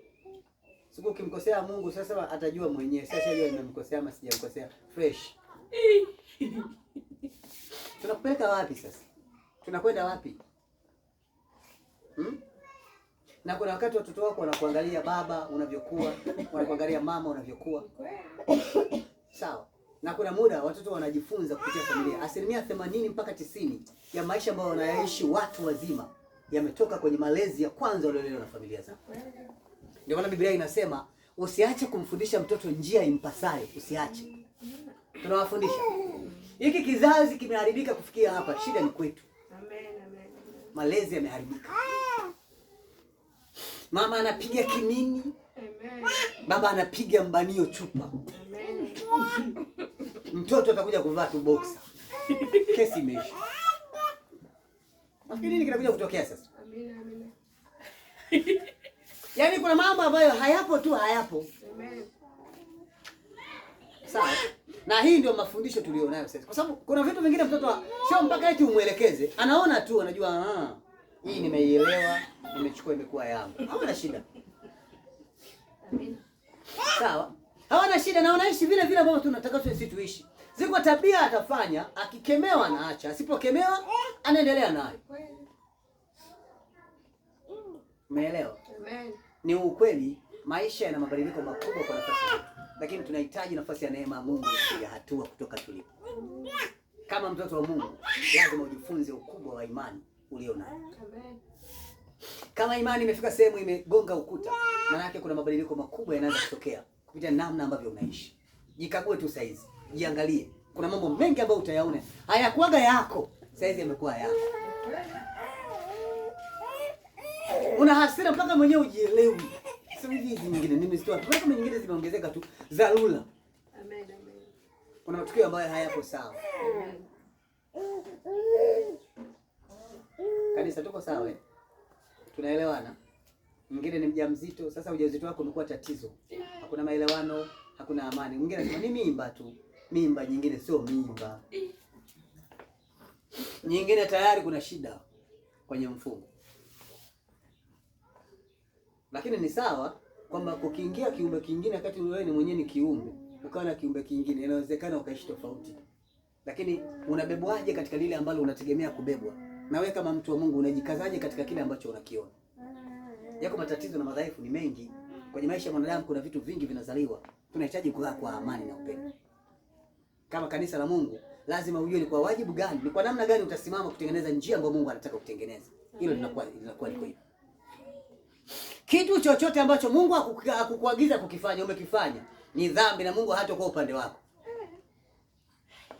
Chochote hata kusema nafanya tu kwa leo nimkomoe, nimuonyeshe kwamba kumbe akitendewa roho inauma. Mungu hakukuagiza umtende mtendewa. Kwani Yesu alisema baba uwalipe kidogo, wakikuomba uwasamee. Alisema hivi. Uwasamee maana wajue nalo. Ishini kwa kujua majukumu yenu na sehemu yako. Amina. Ibani yako na ibada yako itakamilika hapo. Amina. Kanisa la Mungu tupo pamoja eh? Amen. Si unajua kama uchelewaji ni dhambi? Ndio. Ni dhambi. Unaombaga msamaha? Macho makavu kabisa. Makavu kabisa, uoni haya. Tena umekuja unachelewa, wala hata kukaza mwendo ukazi, na ukihubiriwa unazila kabisa. Kama mbingu tutaenda sisi na wewe, kila mtu ana namna yake. Mbinguni nikiingia mimi naingia mimi, kama wewe utabaki jehanamu unabaki. Na kama wewe utaingia unaingia wewe, mimi nabaki. Hakuna mtu ambaye anamtengenezea mwingine nafasi yake. Kila mmoja anatengeneza nafasi yeye mwenyewe. Amen. Na nilisema, na nasema tena. Yaani siku ya tunapanga foleni, usiniguse kabisa. Kila mtu anapanga kaa kwenye nafasi yake. Si unajua Mungu, huyu ni ndugu yangu. Yaani pale utashangaa mtu kama hakujui. Kaka, usifanye hivyo. Yaani wewe ni wa kuninunia. Najua njia tunazoenda. Kila mmoja ana njia yake mama. Pita kushoto nipite kulia. Tutakutania huko. Kama tukutania jana hii kaka na wewe huko. Huko ndio tunataka huko. Lakini tunakwenda njia moja wakati mwingine sio sawa. Sawa. Yaani ni kitu ambacho tayari ipo. Tunaweza tukawa tumekaa na kaka Ebeto hapa na mimi hapa, hatusemeshani. Kaka, kimya kabisa kama sikujui. Nilikuandaa mimi au umejiandaa wewe? Wewe vipi? Kila mmoja ana namna yake, jina linaitwa, unatembea mwenyewe. Kaka, kanitetee kwa Mungu wako. Nikutetea mimi ndio nilikuumba. Anakutetea aliyekuumba na aliyekuumba umemkosea. Basi nifanyeje sasa? Unajua kanisa Mungu lilivyonisemanga tu. Nikaona hapa suru ni kuacha. Kaa kule mjinga wewe. Kaa huko. Unajua mimi kisa cha kuwa hivi Mungu mpaka nikaamua kuwa na roho mbaya ni ndoa ulionipa. Swali ulikuwa unaniomba ndoa. Ni nani alikuwa anamuomba Mungu? Hivi Mungu anashukaga anasema, watoto wangu mnataka ndoa anawapa." Si nyinyi. Sasa kuna watu hapo walikuwa wamezila mpaka wanamwambia Mungu, "Usiponipa mke mimi naacha." Mungu alivyokupa ulimhudumia. Sijui ndio mlikuwa mnalia kila siku, na kuna wengine hapa walikuwa wananiambia kaka, mimi nimechoka kutafuta kila siku, nimeomba naona Mungu anipi. Ni mimi ndio nilikuja hapa nikakwambia nikuombe. Au ni wewe? Sasa nimekushinda wewe, vimenishinda mimi. Na nani anatakiwa kuihudumia hiyo ndoa? Ni mimi au ni wewe? Hiyo ni ndoa yangu. Wewe ni mke wangu, ni mume wangu. Sasa imani inapofika sehemu inakwama, maana yake inaanza kuzaa vizuri, maluelue. Unaelewa? Maluelue. Yakishazaliwa maluelue, maana yake kazi inakuwa nyingine. Mpendwa wa Mungu. Au unajua kama niliwahi kuoa, si nilikuletea hapa mke. Mnambwe nyie. Kuna watu wanavichekesha hapa. Unajua? Na ngoja nikwambie tu ukweli, ndoa yako unatakiwa uiombee sana wewe kuliko mimi. Maana mimi sio mwenye ndoa. Mimi na ya kwangu. Sasa niombee ndoa yangu, nibebe na ndoa yako. Nitaweza kubeba ndoa ngapi? Mimi nitabeba mambo ambayo yatakuwa yako kwenye usawa. Unaelewa eh? Vile ambavyo najua kweli hivi vimeshindikana, huyu mtu kalogwa. Hapa ndio utakusaidia. Lakini vitu vile sio vya kulogwa. Hii pambana nayo. Amina. Mwanaume mvivu hawezi kutofanya kazi. Si ulimpenda? Sikuna siku ulikuwa unaomba. Tena baba usinipe kufanana naye. Mungu amekupa mvivu kwa sababu nifanya kazi. Fanye kazi, endelea na maisha yaendelee. Mungu amekupa kwa sababu baba, kwa kweli mimi natamani unipe mume. Mimi yoyote ambaye utampenda wewe yoyote. Haya, huyo ndio Mungu alimpenda. Haelewi. Hata umfundishe haelewi. Sasa usimfokee. Hivyo ni mwanaume kweli wewe? Mungu atakuhukumu. Ni kosa kumfokea mwanaume aliyekuoa. Mwanaume ni utukufu wa Kristo. Amen. Nawe ni utukufu wa mwanaume. Kaa kimya. Amen. Hili limeniuma sana. Nimeuma. Sasa hapo unabaki unashangaa. Bwana jamani, hivi kwa tunaenda mbele kweli au tunarudi nyuma? Hivi kweli mna imani kweli nyinyi? Hivi mnaamini mnachokifanya kweli? Hivi mnamwamini Mungu kweli? Maana pa dosari yoyote ambayo itaonekana, lazima izue balaa. Utaona tu maluelue yanavyoanza kwa watu, macho yamemtoka mtu kama vile amemeza dawa nyingi. Kumbe unabaki unashangaa, sasa hili tatizo limetokea wapi? Huyu sasa yeye ni nani? Huyu ametokea wapi? Huyu yaani kuna vitu ambavyo vinakuja tofauti na namna ile. Mkipendana wiki imenuniana. Namshukuru Mungu kwa kweli alinipa mume ambaye nilikuwa namtaka. Wiki, miezi mitatu hujashuhudia, hujashukuru. Mungu kabadilika. Unadhani unaweza ukapata mwanaume kama malaika? Haiwezekani kwa nini? Kama utamwacha ulionaye, utapata mbaya kuliko huyo. Maana kwanza kuna vitu ulishavizoea kwa huyu. Huyu sio ulishazoea, ukimfokea anakuwa mdogo kama dawa. Utapata anakuwa mkali kama nyigu. Kofi. Vibao mtama, nenda kwenu. Unajua nini? Anakupiga mpaka anakuvunja mguu. Hata huyo kuletea mwanaume huyu kilema. Yule ukimfokea anakaa kimya. Haongei. Anakuwa mdogo. Umewaka sasa, umekuwa manyigu. Mwanaume anasema nisije nikang'atwa. Anatoka zake nje anaenda. Sasa huyo ambaye utampata, ukijidai umekuwa nyigu anakudaka, akupiga. Kuweka mkono. Nishawa manyigu mengi sana. Wewe ndio unisumbue. Hebu tulia wewe. Mimi nawaamudu watu kama hawa. Hawa watu mimi nawajuaga. Na imani anaweka pembeni kabisa hiyo habari kusema Yesu Kristo nisaidie. Hiyo haombi. Huyo ukimpata sema Mungu sije karibu utukufu wako, naomba nipishe. Utakayempata hapishi. Anakabiliana na changamoto yoyote anayokutana nayo mbele. Sasa mwanamke ameuka, nifunga kamba, piga vibao, akae sawa. Ni kweli kwamba mwanamke uliyempata ni mpole, ukimfokea anaanza kulia. Utakayempata, ukimfokea anaendea mawe. Inabidi wewe unatafuta mlango. Tafuta mlango, inabidi ukimbie. Matatizo ni mengi jamani. Na kwa nini tunashindwa kupendana? Kaka, kwa nini tunashindwa kupendana? Hivi ni maisha tu kweli? Hivi kwani unaamini ni maisha yanayofaa tusipendane? Hiki ni kiburi. Amen. Wala sio maisha. Mbona kuna watu hapa mtoka kwenye familia ambazo hazipo, lakini hizi roho wamezitoa wapi? Tumeona wamezivuna wapi hizi? Kwa kweli haya mavuno hata mimi sielewi. tumevuna wapi? Unaona shida ipo. Shida ipo. Kuna mazingira unaona kabisa kwamba kuna mtu ameuka. Amebadilika kabisa. Tabia imekuwa sio ya kwake, mfumo umekuwa sio wa kwake, imani imehama. Mnamwamini Mungu? Mungu sio katika haya. Naelewa Yaani unamwamini Mungu lakini sio katika haya. Mtoto wa Mungu kabisa, mtoto wa Mungu kabisa anasema mimi nampenda Mungu, namwamini Mungu kwa kila kitu. Kila kitu namwamini Mungu. Unawezaje kuwa hivyo sasa? Hebu jiangalie, unawezaje kuwa hivyo hata wewe ukijiangalia? Kweli wewe ni mtoto wa Mungu kweli? Jamani, Mungu ni muumbaji wetu, si ndio maana yake? Lakini pia Mungu tabia yake ni upendo. Anasema kila aliye na upendo, huyo ni mtu wa Mungu. Wewe unao? Mtu alimwaga tu mboga bahati mbaya, umechukua ugali, umechukua na maji, umeondoka naye. Utakula jeuri yako. Kweli? Jamani, kwani wewe ni mtu wa Mungu? Jamani, haya ndio tunafundisha wanakwaya, haya ndio tunayaimba. Tena mnakana kawimbo kwa nasema tushikamane. Mnashikamana? Au ni wimbo tu mlitutungia sisi? Usifanye ninachokiimba. Fanya ninachokiimba, usifanye ninachokifanya. Ni sawa? Lakini tatizo ni kubwa mpaka hapa tu. Yaani kama Mungu atakuja tu papo akasema anakuja. Unaweza kushangaa kanyako wote ambao ukutegemea kabisa. Kweli kabisa. Na ulivyo na kiburi, hapo hapo utanyoosha mkono na andamana. Mungu hakuangalii kama unavyojiangalia. Na anataka ujue kwamba hiki kinachokifanya kipo katika mfumo huu. Huyo ndio Mungu. Ni kweli hali ulionayo ni ngumu.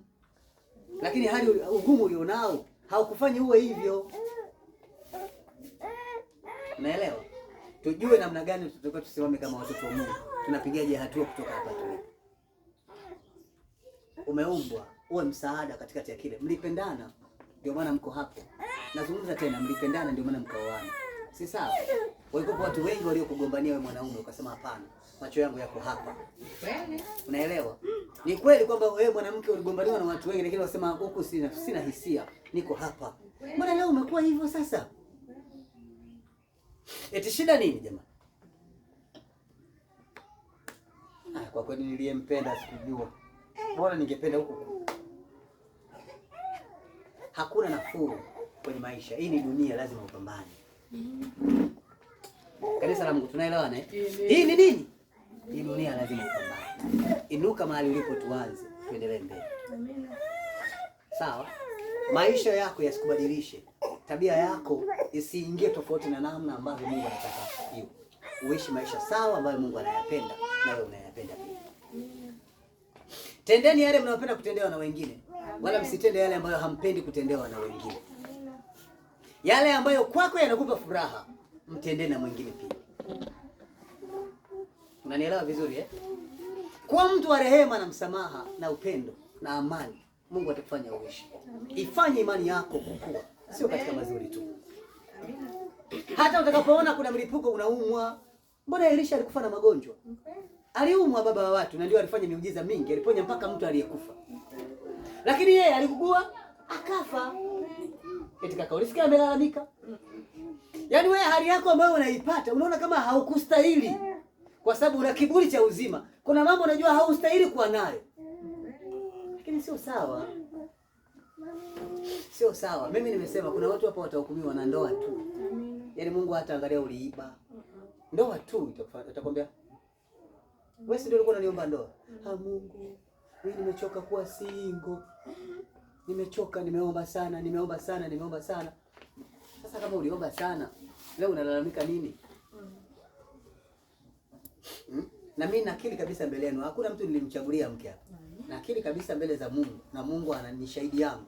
Hakuna mtu nilimchagulia mke wala mume. Kila mmoja kwa macho yake na maombi yake alishiriki. Na nielewa? Kwa hiyo hali unayokutana nayo kwenye ndoa yako ni yako na ndoa yako. Pambana nayo. Na usiniambie kuna sababu ya kuachana. Mimi sikuwaunganisha, sijui kuachanisha. Sawa, hivyo ni vya kwako. Hayo ni hali yako. Na ukiachana unatenda dhambi. Ukimpiga mume wako ni kosa. Ukimpiga mke wako ni kosa. Amen. Kijidai una hasira ni kosa. Amen. Hauemei ni kosa. Amen. Mwanamke haufanyi matumizi yako ni kosa. Amen. Hata kutompelekea mume wako maji bafuni ni kosa. Amen. Amen. Wewe kimshazeeka atajua mwenyewe ni kosa. Umezeeka. Ndio ilivyo. Kila mmoja kwa wajibu wake. Amina. Sawa, mwanaume aelewe mpaka mwambie hii ndio hivyo hivyo mwambie ndio mbebe. Si ulimtaka? Kaka Jazi, hii hali inakuwa ngumu. Hapa ndio anaanza kupata Paulo anasema bora kukaa peke yako kuliko kuwa wewe. Maana ulijienda kuyaokota matatizo ukaleta ndani. Unanielewa eh? Vinakushindaje mtu wa Mungu, vinakushindaje? Eti mwenye imani vinakushindaje? Mimi sasa kwa kweli kaka naona nipumzike tu, nimemwacha mwanaume nikae peke yake, mimi nikae peke yangu. Sijaachana na sitaolewa ila nakaa peke. Mbinguni pia hauendi kwa kukaa peke yako. Unashindaje sasa? Sasa mimi nasema huo, mimi nasema kile ambacho tayari kipo. Mimi sikwenda kumkurumua huyo mwanaume huko ulikomtoa. Ni wewe na ulikuwa unajua kabisa familia yao alivyo. Wewe ndio ulienda ukasema mimi siwezi kuishi bila wewe. Ni mimi ndio nilikwambia. Jamani ni mimi eti mama, ni mimi ndio nilikufuata. Huyo mwanamke sasa unataka kumpenda sasa. Pende tu. Akinuna na wewe unajileta umenuna. Nanuniana. Yesu akija achukuiwa kununa. Anapita. Anapita. Umekafanya kama kama kadogo. Kama unakatesa. Umekapata ukaonea, unakaonea. Unakatesa, unakabuluza. Na kejua anakasema, "Hamna shida, iko siku Mungu ataichukua. Wewe ni buluze." Jamani, haya maisha. Utakuja kumkumbuka hautamuona tena. Yaani uko wakati utatamani kumfanyia mema, hautamuona kabisa. Na ziko sana dakika nakwambia huyo ambaye unamwona ni mbaya, utakuja kujuta kwa nini ulimwacha. Huwezi kupata kama huyo, huwezi. Amen. Huwezi. Muone hivyo, kujidai kufika mekani. Kona jidai unajitu vimekuingia. Wewe ukijibiwa hayo maneno, unakasirika. Wewe ukijibu, unaona sawa. Jamani. Hivi ulimwona baba fulani jana alipokuwa mdogo wewe? Mimi nikasema ameingiwa na nini? Lakini mume wangu ndivyo anavyokuaga. Kabuluze tu. Kapeleke kushoto, kapeleke kulia, kapeleke. Lakini habari ya nafasi ya kusema tunaachana sisi hilo kitu hatuna. Amen. Amen. Sawa? Na hapa ndoa zikifungwa ni milele. Na sio tu eti milele. Hakuna kukaa peke yako wala kuachana naye wala kwenda pembeni. Ni kukaa naye mazima mpaka mnakufa. Amen. Kaka Jazi anapiga fimbo. Sipigi fimbo. Wewe jichanganye kaka. Mambo yamenishinda kwa nimeona mbona nikae single. Hapa si single hamna. Watoto wako ni wazaa nani anawalea? Nani analea hao watoto? Unataka umpe mtu mzigo ambaye hakwepo? La, ulitaka mwenyewe. Ndio ulitaka mwenyewe. Pambana nayo. Ndio haina mema tu, ina mabaya pia. Amen. Ina magumu. Kwani tunaoa tunawajua? Tunaolewa tunawajua? Wengine walikuwa wazito toka zamani, leo wazito mpaka sasa. Ndivyo walivyo. Wengine wana kiburi toka wamezaliwa, wana kiburi. Kabla hawajanyoa wanapiga kwa kofi wakazila kunyonya. Wana kiburi kipo tu, kipo. Na wewe ulipomuona akili yako akasema, mimi siwezi kuishi bila huyu wa kiburi. Ndio unaye sasa. Amen. Kwa hiyo jamani, mimi niseme tu, kila mmoja kwa nafasi yake, imani isipungue kwa sababu matukio unayokutana nayo, imani iongezeke.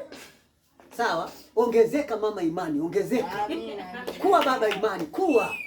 Ongeza kama jinsi mwanamke anavyokufanyia vitimbwili. Ongeza imani.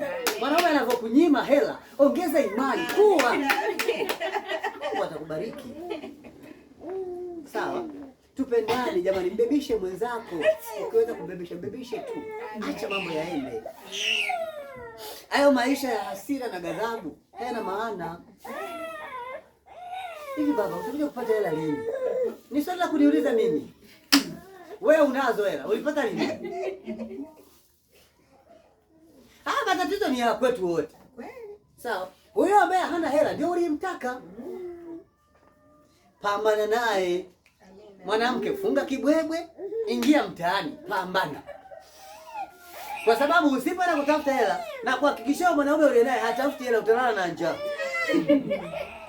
Na ukilala na njaa asira ni kwako. Yeye katulia zake tu, shalo sasa sehemu ametulia, amechini na tomato. Watoto ni wako. Nilisikia mtu mmoja anasema tu watoto wakikua ndio wa baba, wakiwa wadogo ndio wa mama. Wewe ndio uwezi ukala, watoto wako wana njaa, si ndivyo? Ila mimi nakula paka na shiba. Na watoto wangu watajua wenyewe. Maana wana mama. Na kama umepata neema, una mwanaume ambaye anajua watoto, anajali watoto, kwamba anaangalia kuna wakati kwamba nina watoto, basi wewe mwanaume umempata, mshikilie sana. Amina. Ana upendo mkubwa sana. Amina. Kwa sababu 99% wanaokula migawani ni wanaume. Ushawahi kujiuliza kwani wanaume tu ndio wanafanya kazi? Wanawake wenyewe hawafanyi kazi? Ushawahi kumkuta mwanamke amechukua kibarua na kula mgawani? Sio kwa sababu atawapatanagi. Anapiga hesabu akila nyumbani nani anakula, watoto wanakulaje? Unaelewa? Wewe ushawahi kuwaza kwamba watoto asubuhi wamekula nini? Unasema ngoja nipige supu. Asubuhi tumbo likae sawa ili nipate kuwatumikia tafutia vema. Si ndivyo ilivyo? Lakini hii ni ajabu, hata wanawake ambao kwenye maofisi huwa mara nyingi hawali hotelini. Ushafanya uchunguzi? Yaani wako mahotelini lakini huwezi kuwakuta maofisini wameagiza sisi. Hebu kaniletee kuku mzima. Ataenda kumla na watoto wake nyumbani. Atamwagiza, atabaki kwenye lambo, ataenda kumla. Sisi ndio tunakula, anaisha. Unaelewa? Kwa hiyo mtoto akikua ndio wa baba, akiwa mdogo ni wa mama. Na ni usawa kwamba tunaweza tukafika hatua sisi wanaume tukanunua hata masufuria mawili ya wali, tukayagonga yote. Au tukifika nyumbani tunaacha hela ya unga. Sawa? Unasema mtu ana stiki. Tumeitoa wapi? Ana stiki. Wewe unaweza ukala mchicha ukatolea stiki. Mchicha utatolea maji. Lakini ukiona mtu anakukutua maana yake amekula kuna kanyama. Na nyumbani wiki nzima hajanunua nyama. Ila supu yeye alikuwa ameshakula tufinyango tuwili tutatu, yuko vizuri kabisa bila shida. Paka watoto wanagombania nyama kwa majirani, anakuambia tena hata kuvunja mguu. Tabia kama hii siipendi kabisa, watoto kuwa na yeye asubuhi sana. Mama nani? Wewe mama Jene, hebu niandalie kabisa ile supu inayopendaga hiyo. Supu ya 2000 baba wa watu anakula peke yake. Eti nyama mama umeshawahi kujiuliza? Lakini tuseme tu ukweli kwamba Mungu aliwaumba kulea. Amina. Sasa ukikimbia majukumu, wewe sio mama. Sawa? Simama kwenye nafasi yako kama mama. Amen. Hiki unachokifanya Mungu atakulipa. Amen. Sema nachoka bure nini na vitu vinavyofanyia havina fadhila, havina huruma, nakonda mwenyewe. Sasa unataka ukonde na nani? Tukonde wote. Bwana, wakati wa wewe kukonda, konda. Sawa? Lakini tumika kwa zamu yako. Siku ukiondoka, mume wako akukumbuke kwamba kweli sitapata mwanamke kama wewe. Amina. Mboga mpole, mambo ya watu hujui majibu. Taratibu, una roho ya huruma ndani. Ukiambiwa kitu maana unaanza tu kulia. Jamani, sina nini na nini, ni mwenye huruma. Kila kitu kiko sawa. Turejee tabia zetu za kwanza katika mfumo ambao Mungu alituumba nao. Amina. Nimesema hili shika. Kutompelekea mume wako maji bafuni ni dhambi. Amen. Nyie mliolilia wake na waume. Wewe mwanaume kutoemea nyumbani ni dhambi. Amen. Ili shika hii. Yaani fanya matumizi yako, bajeti yako ikae kwenye mfumo ambao Mungu anataka ukae. Sawa? Maisha ni haya. Hatuna muda, hata tumepewa miaka michache sana. Michache. Kuna mtu aliniahidi akasema nikipata mke, kaka utaniona. Yeye sasa hivi na yeye hashikiki. Na sio mmoja. Walikuja hapa akawa wananipanga. Akachaga nifanye. Yaani mimi wewe kaka tangu utacheki. Yaani mimi nikipata kaka utacheki. Ongea anakuja kaka ameningata. Naomba unipulize.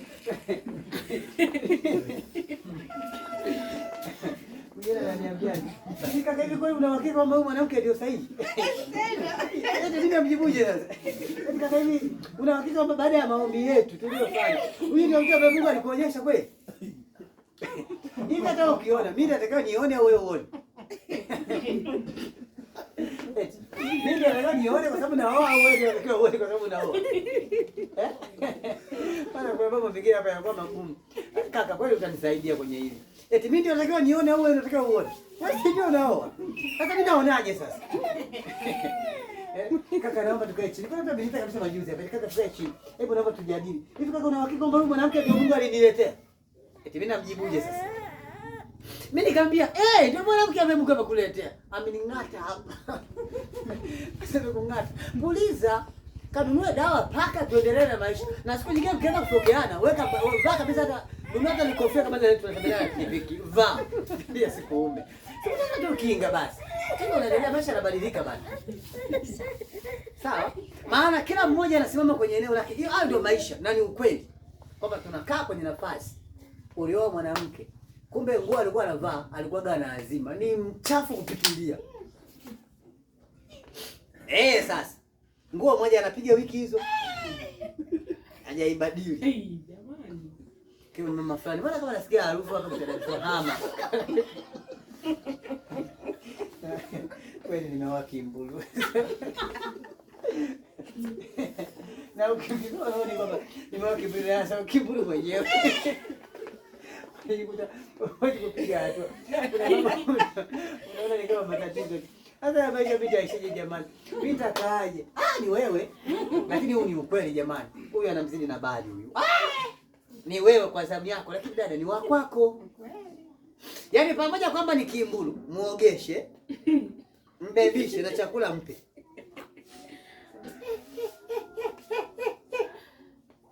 Ndoa hii bora jife, siwezi tena kuende. Tukianza tukimba nani unaanza kulia.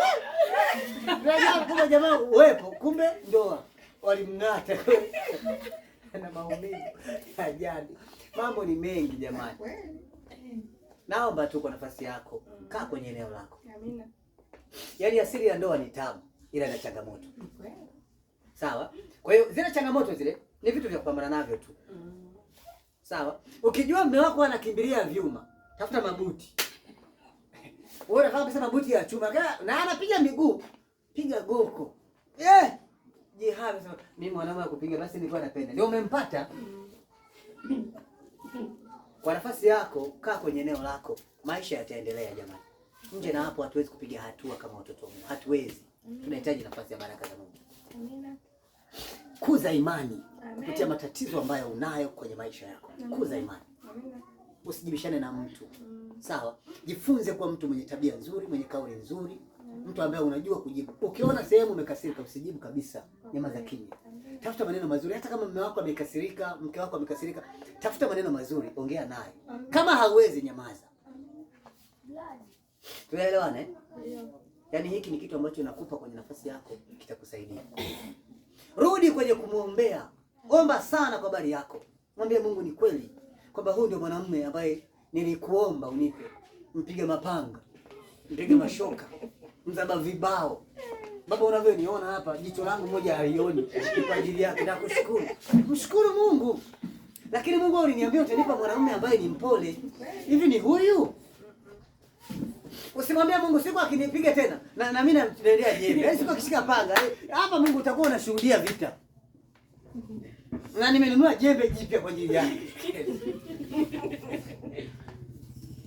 Unajua kuna matukio ambayo yanaendelea kwenye maisha sasa hizi. Ukifuatilia mitandao, unaona kuna matukio yanatisha. Majuzi kati nilikuwa nasikia kuna mwanamke mmoja amemuua mume wake. Amemchinja, yaani amemchinja kama anachinja kuku. Akachukua kale kichwa baada ya kukatoa akapakia kwenye lambo. Sawa, akachukua ile mwili akachimba mle ndani, akazika. Unajua Na nisikia kuna mtu anasema wanawake wanaweza akakuua muda wote wanaotaka. Kwa sababu labda anaweza kujileta umelala, akaja na kisu. Akakukabidhi sisi ni mchome wapi huyo. Afu akakuhurumia. Lakini wanasema mwanaume hana ujanja kwa mwanamke. 80% ya wanaume wanauawa kwa sababu ya wanawake. kwa sababu akikukosa kwenye panga, wewe unapenda vitamu. Ameandaa siku hiyo kanyama kanini, anakaweka tudawa. Kuisha habari yako. Maana wanaopika ni wamama. Unapika wewe. Nafanya unavyofanya, lazima utakula tu jioni, lazima. Unaweza ukakimbia cha asubuhi, ukakimbia cha mchana. Na cha usiku utakikimbia. Kweli nyeti wanaume mnakimbiaga vya usiku. Unajile madili yamewaka. Haya, anakusubiri jioni. Utarudi tu. Tena siku utakuta amechangamka baby. Ameshaweka sumu ya panya ili aicheleweshi. Dakika 2.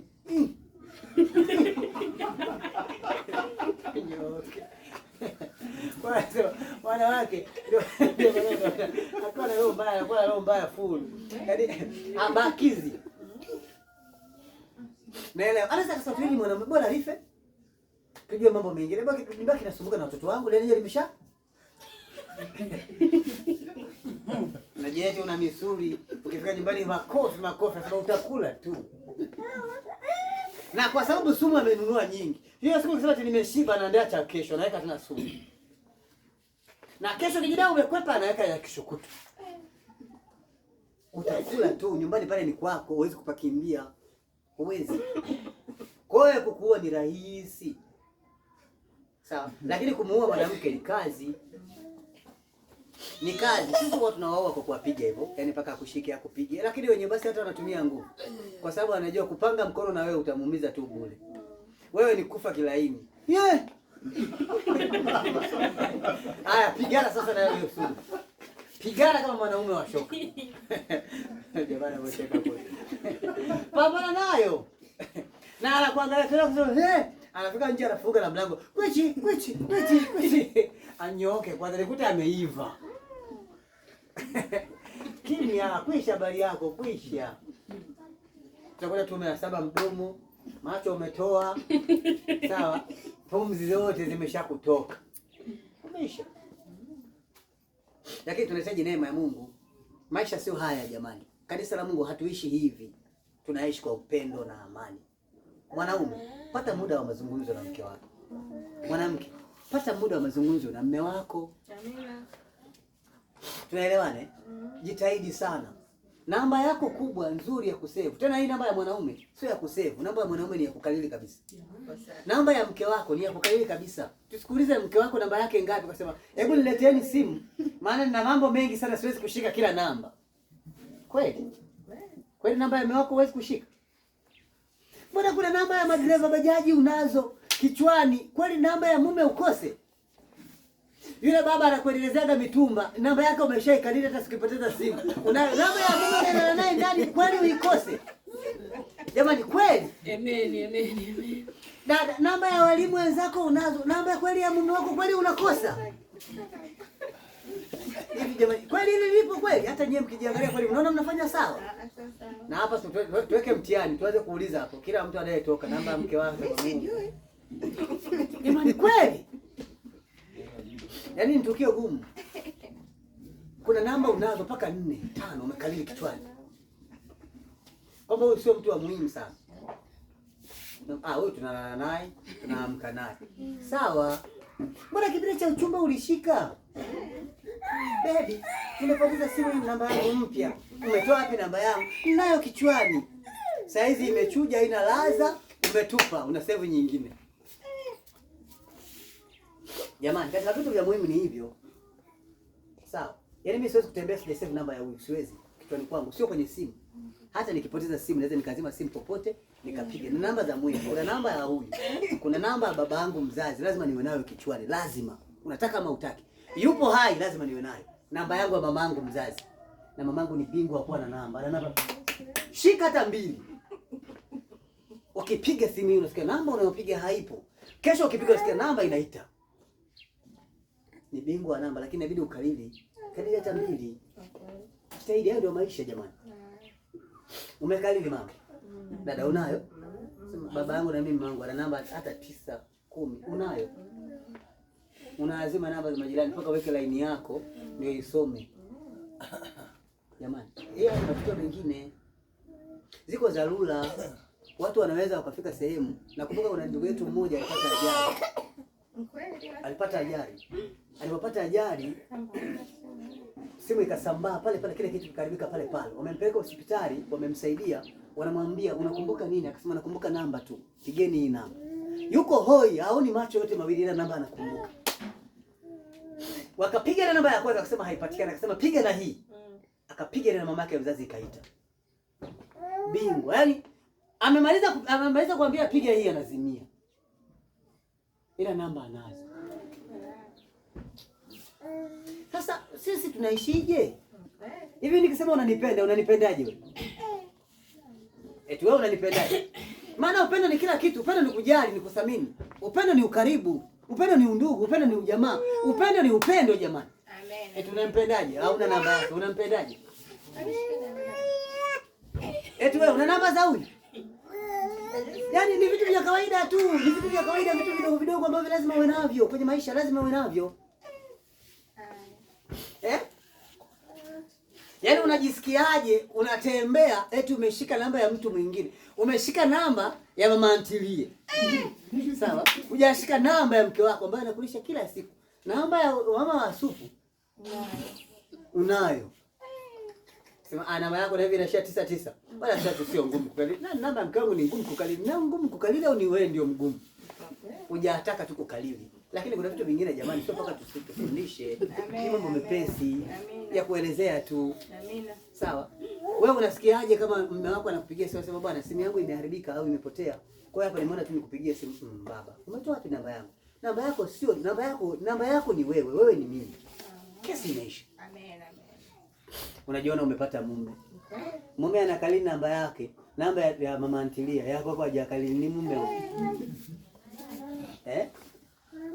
Kasevu tu. Kuna namba ya dereva shamba anayo.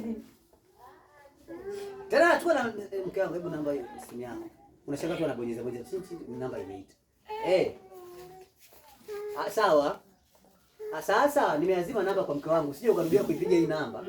Maana ni ya mke wangu. Nikute umeshafanya ile mambo yetu kama ilivyo kawaida. Na ile supu usiache kuweka pilipili nyingi. Eti wewe mwenye mume unajisikia. Haya mwambie piga namba yangu. Piga namba, hebu kaelezea simu yangu ile kubwa maana imezima. Tutoe line, tuingize ndio niione.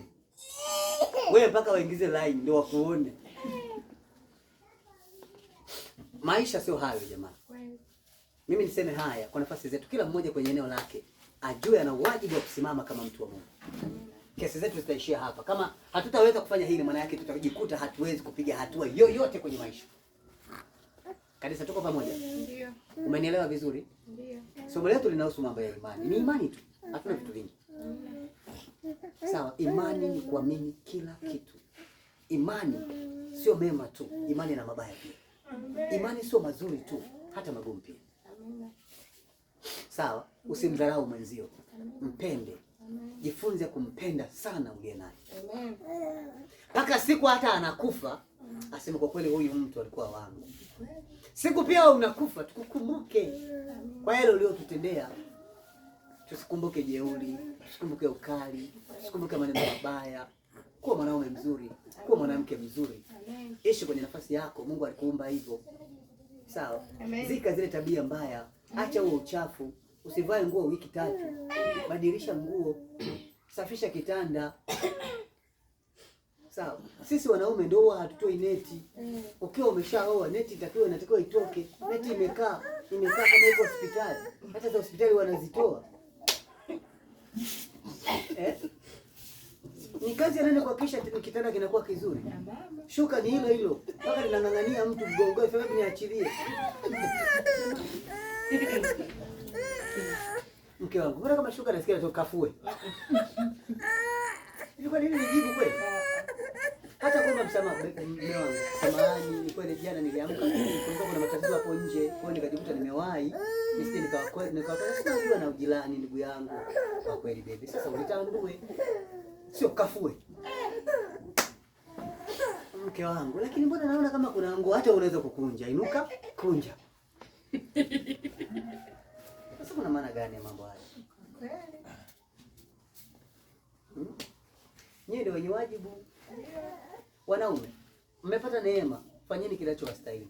Wanawake, mmepata neema, fanyeni kinachowastahili. anastahili. Kila mmoja kwenye eneo lake. Dada, pamoja na kwamba una kazi, lakini na mume wako pia ni kazi yako. Amen. Si ulimpenda ukasema utamwangaikia. Ulimpenda ukasema huyu ndio wangu, mvalishe vizuri. Sawa, haja atoka mvute, hata kama na kiburi mvute. Mvute mgeuze, kwani atakupiga vibao. Mvute kama mlangoni utoki, piga tai. Mvute, kwani sasa maisha ya upendo si ndio hayo? Sio akizile na unajua utaabika peke yako, mimi si aibiki jamani. Aibu sio yule tu, na sisi tunaweza kukujaji na wewe. Kapendezeshe, kaogeshe, ukiona kanakuwa na kiburi na miguu kasugue. Hiyo kazi ndio siwezi kufanya, maana mimi siwezi kuwa mtoto mdogo. Haya. Lakini msaidie mwenzio. Sawa? Ukiona mwanaume yeyote anapendeza vizuri, wakati mwingine pia wanasema mwanamke ni sababu kubwa kwenye nafasi yake. Na ukiona mwanaume yuko shakala bagala, sababu kubwa pia ni mke. Unaelewana jamani? Yaani mwanaume amekuja hajachana nywele, amekuja kama pipoku. Yaani yupo, ukiangalia huku, suruali zilivyo kama zimeliwa na mchwa, sio na mchwa, sio na mende. Yaani zipo nguo haieleweki. Kaja nguo nyingine sio suruali mguu huko hapa, nyingine iko huku. Nyingine kama ilichanika haijashonwa. Unajua kabisa mwanamke ni dishi na yeye ni dishi kubwa. Kilichofanyika ni kuungana. Ngoma ikawaka. Sasa unamwachaje mwenzako anatoka hivi? Eti una akili timamu kweli unamwacha mwenzako anatoka hivi? Mwanamume anatoka suruali imechanika katikati, imechanika mpaka amevaa maboka mawili ndani. Na maboka yote pia hajasaidia. Yuko sawa. Akipita anasikia tu ameoa huyo. Eti sisi tunaanza kumwangalia mke au tunaangalia mume? Mke dishi. Boxi. Na mume pia na yeye kaputula.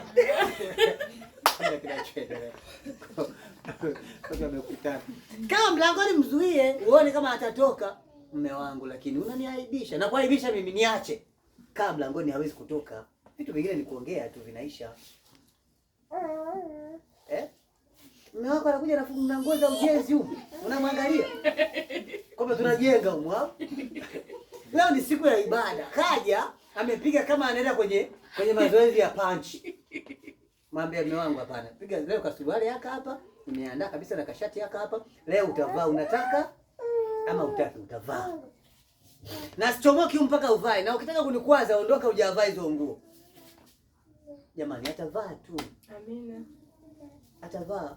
Hakuna kitu kibanyewa wanaume kama unavyojua. Kama ukikuta mwanamke nyumbani kwako hana amani.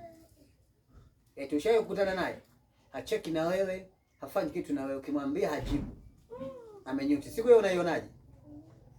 Hata kama ulikuwa umetoka umepata hela nyingi, zinakuwaga chungu. Sasa maisha ni matengenezo.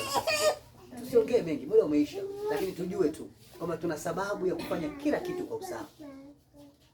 Na nielewa. Dada mimi kweli nikimwona huyu yuko vibaya amekuja na tusuruale sijui tu kubana, kasuruale kama kama mtoto, amekuja mara akifanya nasikia kwa. Najua kabisa wewe ndio unataka kumkomoa. Wewe. Na mimi nina mashaka na upendo wako. Lazima niwe na mashaka. Kweli unampenda?